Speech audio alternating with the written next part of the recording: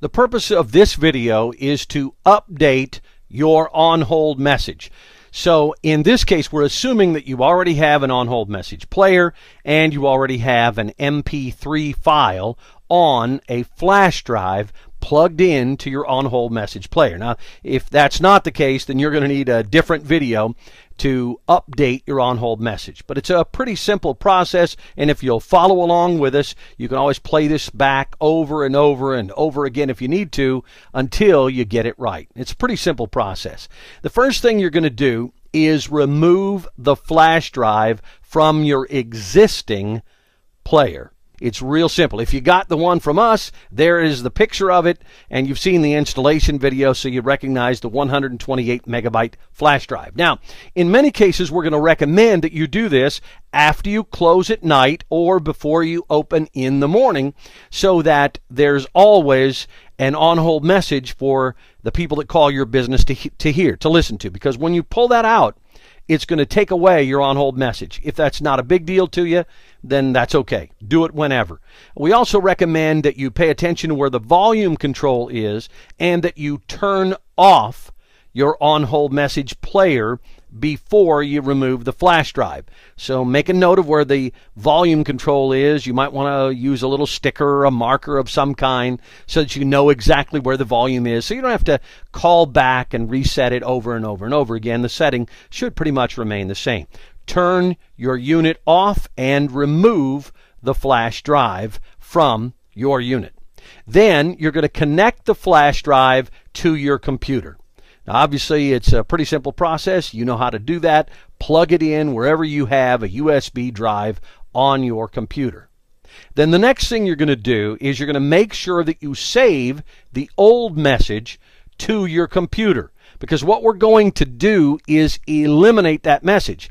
If you leave an old message on and add the new one to it, then it's going to play both on-hold messages. It'll play one, at least the player that we market, the one that we offer to you, that one we know for sure does that. Other ones may do it differently, but to the best of my knowledge, that's the way all of them work. So you want to make sure that you save the old message to your computer. In this case, I've already created an on-hold messages folder. It happens to be on my desktop. Now, I'm using a Mac. You probably are using a Windows PC, since that's what most people still use. The process is the same, although there may be some slight nuances, slight differences. Okay? You don't have to necessarily put a folder on your desktop. Okay? You don't necessarily have to do that. You could put it in My Documents or wherever you want. But I recommend that you have a folder called On-Hold Messages, or maybe the name of your business / On-Hold Messages, whatever. So I'll open that up, and you can see that in that folder right now, there's nothing in it. Okay, so I'm going to move it down here. And now I'm going to double-click on my flash drive. Now you can see that I have an old on-hold message on the flash drive. Okay, so all I'm going to do in this case is drag and drop that into the new folder that I've created. Now, it's important that you make sure the entire file transfers from your flash drive back to your computer in your new folder. In this case, it's simple for me to see that it's a 2.8 megabyte file in the folder and that it's actually a 2.8 megabyte file here as well. So, obviously, the entire thing is there. Now, you might want to rename it, okay, old or March 2011 or 2012, whatever you want to name it so that you know what that message is. Now, we're going to close it. Now, we're then going to, and this is really, really, really important, we're going to take that file and we're going to move it to the trash. Okay? We're going to take the file that was on that USB flash drive and we're going to remove it, and now we're going to put it in the trash. It is extremely important, and this caused me some real problems when I first was learning this. Empty the trash. Okay? and it's going to ask me if I want to empty the trash. Absolutely. I want to make sure that there is nothing in this USB file. Now, as weird as this may seem, even though it showed that there was nothing already in there, somehow ghost files are kept in that flash drive unless you remove it from the trash. So if in the future you put a new file in here and something's playing, you go, but that's not what I put in there. Guess what? The old files are still in there and you didn't remove them from the trash. So that is extremely important. So you save the old messages to your computer, drag the old message to the trash, and make sure you empty the trash. Again, let me say this loud and clear. If in the future it's playing something else and you say, Scott, I don't know what it could possibly be playing because I took that USB flash drive and it's empty except for that new file, that's what it is. Now, you're going to download the new message. Now, you can see that what we have done here is we have emailed that new message to you. In this case, I emailed it to myself. You're going to get a file that looks exactly like that, and it's going to first of all tell you that it tells you that there's a video that'll help you with the process on the website. You can access the video here. Just always remember that in the upper right-hand corner of our website, there's a link to all of those different things right under the guarantee logo, and it says Music on Hold Player. That's where people can buy it, but all of your training videos to install it and then to change your message, all of that is on that page. You can see where it says download. So what I'm going to do is I'm actually going to download. Best thing to do, instead of just willy-nilly doing it, is save link as.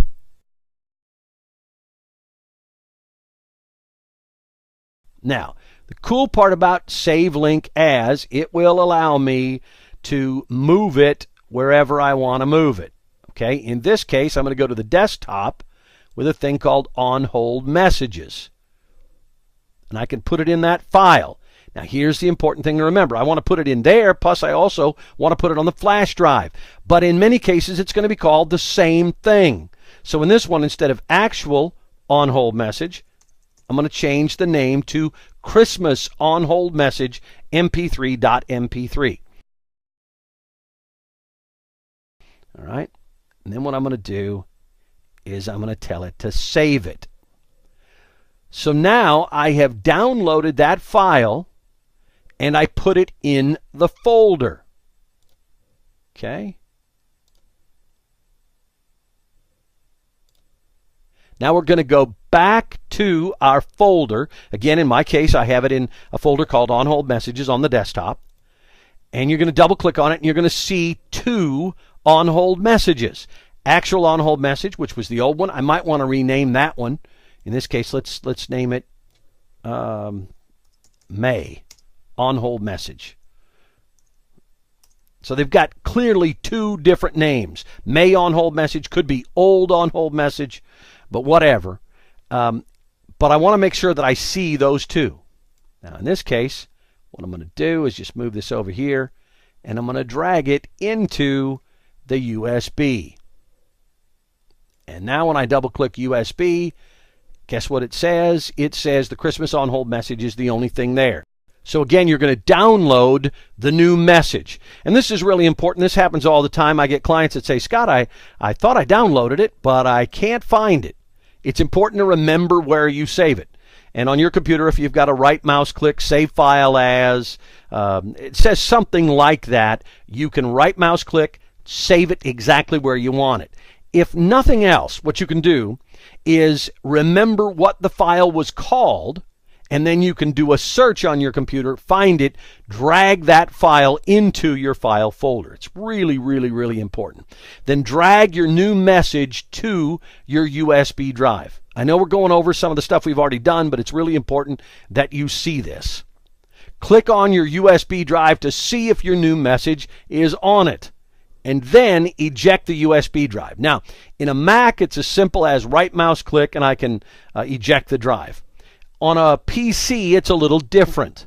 In the lower right-hand corner on your PC, there's a little icon, and when you right mouse click on it, it says Safely Remove hardware. Lower right-hand corner, safely remove hardware. And then right mouse click on that, and then it will ask you what you want to remove. In many cases, it's the only drive you're going to have that shows up there. But in some cases, if you've got other portable drives in, it's going to show several. It's important that when you stick it in, you notice what that drive is called. And then, if memory serves me correctly, you hit stop. Anyway, you can find a tutorial on the internet about how to safely eject a USB drive. You can find that, just Google that on a Windows PC, safely eject USB drive. But eject the USB drive. Now make sure that the light on the USB drive is done flashing before you remove it. Then take it out of your computer and insert the USB drive back into your on-hold message player.